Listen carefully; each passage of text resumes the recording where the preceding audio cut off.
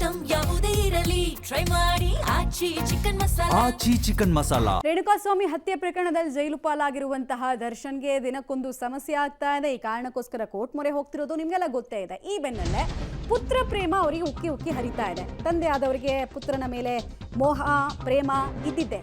So ಕುಟುಂಬದ ಮಾಯ ಅವರನ್ನ ಕಾಡ್ತಾ ಇದೆ ಅನ್ನೋ ಸ್ಟೋರಿ. ಕಳೆದ 6 ತಿಂಗಳಲ್ಲಿ ಆರೋಪಿ ದರ್ಶನ್ಗೆ ಮಾನಸಿಕವಾಗಿ ವಿಪರೀತ ಭಾರ ಅನ್ನೋ ಫೀಲಿಂಗ್ ಅಂತೆ. ಯಾಕಂದ್ರೆ ಮಗನ ಹುಟ್ಟು ಹಬ್ಬದ ದಿನ ಆತನಿಗೆ ಗಿಫ್ಟ್ ಎಲ್ಲ ಕೊಟ್ಟು ಖುಷಿ ಪಡಿಸೋ ಕೆಲಸನ ಖುದ್ದಾಗಿ ಇಷ್ಟು ವರ್ಷಗಳ ಮುಂಚೆ ಮಾಡ್ತಾ ಇದ್ರು. ಈ ರೇಣುಕಾಸ್ವಾಮಿ ಹತ್ಯೆ ಪ್ರಕರಣಕ್ಕೆ ಮುಂಚೆ ಎಲ್ಲ ಫುಲ್ ಲ್ಯಾವಿಶ್ ಆಗಿ ಬರ್ತ್ಡೇ ಸೆಲೆಬ್ರೇಷನ್ ಮಾಡ್ತಾ ಇದ್ರು. ಅದು ಯಾವುದೂ ಆಗ್ತಾ ಇಲ್ಲ. ಕೊನೆ ಪಕ್ಷ ಮಗನನ್ನ ಅಪ್ಪಿಕೊಂಡು ಫಿಸಿಕಲಿ ಅಟ್ಲೀಸ್ಟ್ ಅಪ್ಪಿಕೊಂಡು ಅವನಿಗೆ ವಿಶಸ್ ಮಾಡೋಣ ಅಂದರೆ ಅದೂ ಆಗ್ತಾ ಇಲ್ಲ. ಜೈಲಿನ ಕಂಬಿಗಳು ಅಡ್ಡ ಬರ್ತಾ ಇದೆ ಅಂತ ಹೇಳಿಕೊಳ್ತಾ ಇದ್ದಾರಂತೆ. ಸ್ವಯಂಕೃತ ಅಪರಾಧ ಅಷ್ಟೇ ಇವೆಲ್ಲವೂ ಕೂಡ. ಡೀಟೇಲ್ಸ್ ಕೊಡ್ತಾರೆ ಮುರಳಿ. ರೇಣುಕಾಸ್ವಾಮಿ ಮಗನನ್ನು ನೋಡೋದಕ್ಕೆ ರೇಣುಕಾಸ್ವಾಮಿಗೆ ಬಿಟ್ಟಿರಲಿಲ್ಲ ಆರೋಪಿಗಳು ಅನ್ನೋದು ಆರೋಪ. ಸೊ ಅಲ್ಲಿ ಒಂದು ಸ್ವಲ್ಪ ಕನಿಕರ ಇದ್ದಿದ್ರೆ ಇವತ್ತಿಂಥ ಸ್ಥಿತಿನೇ ಬರ್ತಿರ್ಲಿಲ್ಲ ಅಂತ. ಎನಿವೇಸ್ ಏನು ಹೇಳ್ಕೊಂಡಿದ್ದಾರಂತೆ ದರ್ಶನ್? ಪ್ರಮುಖವಾಗಿ ಈ ಪ್ರಕರಣದಲ್ಲಿ ದರ್ಶನ್ ಎಷ್ಟರ ಮಟ್ಟಿಗೆ ಫ್ರಸ್ಟ್ರೇಟ್ ಆಗಿದ್ದಾರೆ ಅನ್ನೋದು ಸ್ಪಷ್ಟವಾಗಿ ಗೊತ್ತಾಗ್ತಿರೋಂಥದ್ದು.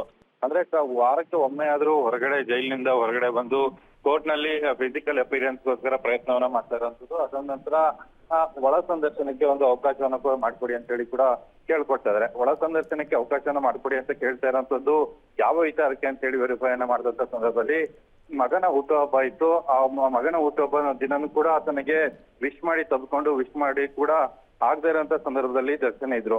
ಯಾಕಂದ್ರೆ ಜೈಲಿನ ಬ್ಯಾರಕ್ಗಳೇನಿತ್ತು, ಬ್ಯಾರಕ್ನ ಹೊರಗಡೆ ಅವ್ರು ನಿಂತಿರ್ತಾರೆ, ಒಳಗಡೆ ಇವ್ರು ನಿಂತ ಸಂದರ್ಭದಲ್ಲಿ ಸಂದರ್ಶನವನ್ನ ಮಾಡ್ಬೇಕು, ಜೊತೆಗೆ ಮಾತುಕತೆಯನ್ನ ಕೂಡ ಮಾಡ್ಬೇಕು. ಅದಕ್ಕೋಸ್ಕರ ನನ್ನ ಮಗನನ್ನು ಕೂಡ ನಾನು ಈ ರೀತಿಯಲ್ಲಿ ಭೇಟಿ ಮಾಡ್ಬೇಕಾದಂತ ಅನಿವಾರ್ಯ ಪರಿಸ್ಥಿತಿ ಎದುರಾಗಿದೆ ಅಂತೇಳಿ ಬೇಸರವನ್ನು ವ್ಯಕ್ತಪಡಿಸಿ ಈಗಾಗಲೇ ಕೋರ್ಟ್ಗೆ ಅರ್ಜಿಯನ್ನ ಸಲ್ಲಿಕೆನ ಮಾಡಿದರೆ.